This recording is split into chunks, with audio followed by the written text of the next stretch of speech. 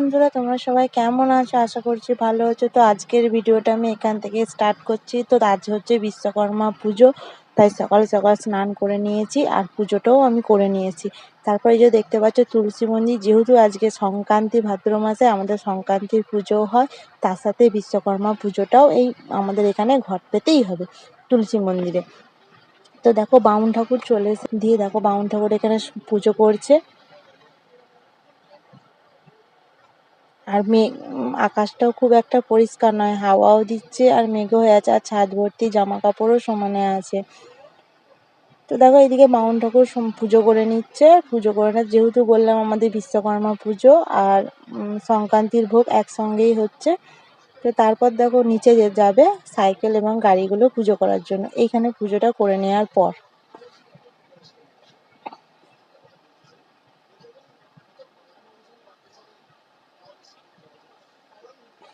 তো দেখো তারপর দেখো পুজো কমপ্লিট হয়ে গেছে, আর এই প্রসাদগুলো সব জিনিসগুলো নিচে নিয়ে যেতে হবে, যেহেতু ছাদে তুলসী মন্দির রয়েছে, তার ছাদ থেকে আমাকে নিচে নামিয়ে নিয়ে যেতে হবে।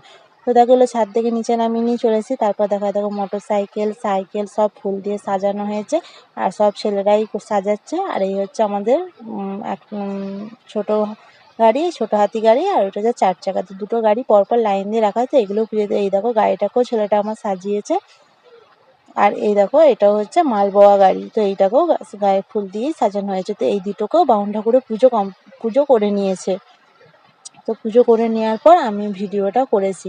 তো তারপর দেখো বিকেলবেলা একটু বিকেল বিকেল হয়েছে, তখনই দেখো গাছে, পেছন দিকের গাছে সেই যেহেতু বলেছিলাম মেঘলা মেঘলা, তাই বৃষ্টিও হয়ে গেছে এক পশলা মতো। তো বৃষ্টি হওয়ার পর জানলাটা খুলে দেখছি একটা পাখি কি সুন্দর গাছে বসে আছে। তো এইদিকে দেখো পাখিটা না মনে হচ্ছে হলুদ, জাম গাছ, এইদিকে দেখো পাতাটা হলুদ হয়ে আছে, আর এইখানে এই গাছটা পাখিটা বসে আছে। তো মনে হচ্ছে না গাছেতে পাতাটা হলুদ হয়ে আছে। তো কি পাখি আমি নাম জানি না, কিন্তু পাখিটা সত্যিই খুব দেখতে সুন্দর, তাই একবার ভাবলাম ভিডিওটা করে নিই। তো আজকের মতো ভিডিওটা এই পর্যন্তই। ভিডিওটি ভালো লাগলে অবশ্যই লাইক, কমেন্ট এবং শেয়ার অবশ্যই করবেন। হ্যাঁ, আচ্ছা, অবশ্যই নতুন যারা দেখছেন চ্যানেলটি অবশ্যই সাবস্ক্রাইব করবেন।